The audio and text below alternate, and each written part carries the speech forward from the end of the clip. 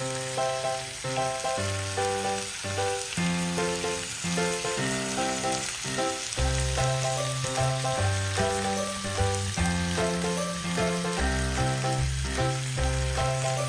guys! Welcome back sa page Kapampangan Cooking. For today's cooking vlog, magluluto tayo ng chicken sisig. Okay, as you can see, nagpapainit tayo ng mantika sa ating frying pan. Kasi dyan natin pipituin yung ating mga chicken.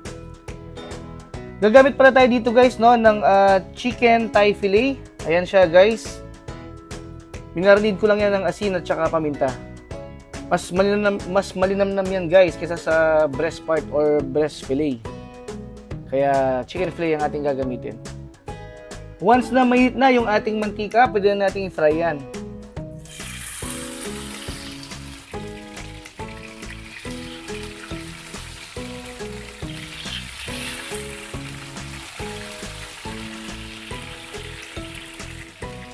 Ayan guys, dahil hindi kasya no, magsa-second batch na lang tayo mamaya.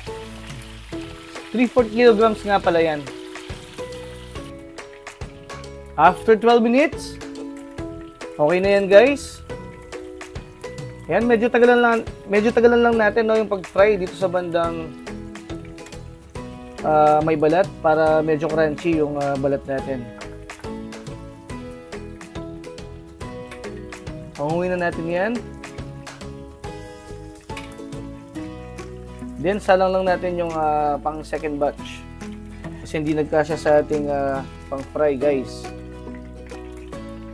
Salang lang ulit natin itong pangalawa.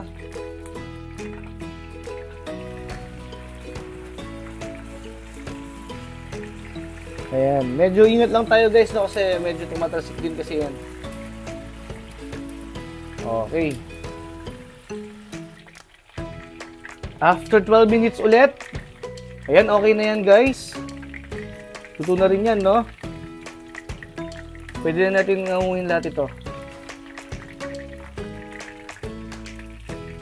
Pinray pa natin to no, ng mga 6 minutes kada side. Pero medyo tinagalan ko ng konti dun sa may bandang balat para crunchy yung balat natin. Ang bango niya guys, kahit na minarinid lang natin to ng mga 15 minutes sa asin at paminta. Ayan. Then next natin gagawin, i-fry din natin tong chicken liver natin. Ayan. Almost 1.5 kilograms to guys. Ayan, i-fry lang din natin yan. Okay, after 8 minutes, okay na rin yan.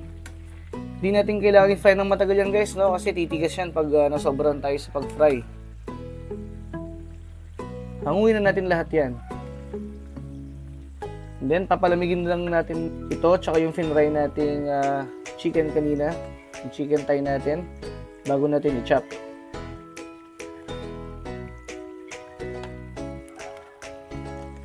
Ayan, palamigin lang muna natin ito. After 15 minutes, ito na yung ating thigh fillet guys. Ayan, na-chop ko na. At saka yung ating chicken liver, na-chop ko na din. Hindi ko na pinakita no, kung paano ko i-chop yan. Basic na sa inyo yan guys, para mabilis tayo. Yung chicken liver natin pala guys, hindi ko siya dinurog. Like sa mga ibang nagluluto, no, dinudurog nila ito o nilulusaw nila.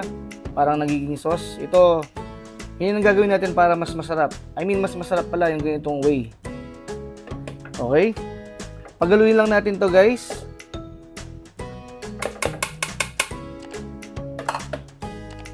Tsaka natin sangkapan. Lagyan na natin tong siling pang sinigang or siling pamaksiw. Paminta. Calamansi juice. At saka liquid seasoning. Ito optional lang. Pero mas okay kung meron din kayo ito. Kung wala naman, pwede naman asin.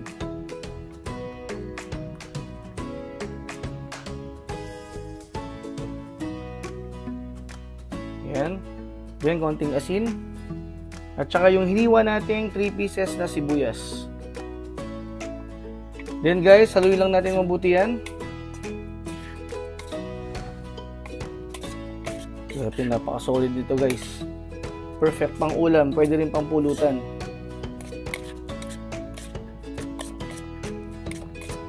Then, pag nahalo na natin mabuti, tikman naman natin. Para ma-adjust pa natin yung lasa.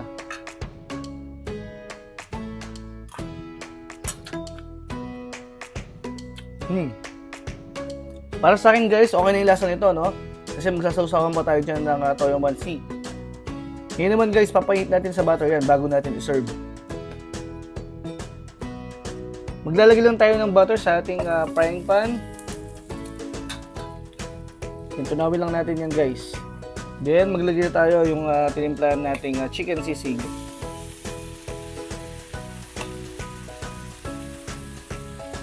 Solid yan guys. Nalalagay pa tayo ng siling labuyo kung gusto nyo mas manghang. Yan, at pwede na yung i-serve, no?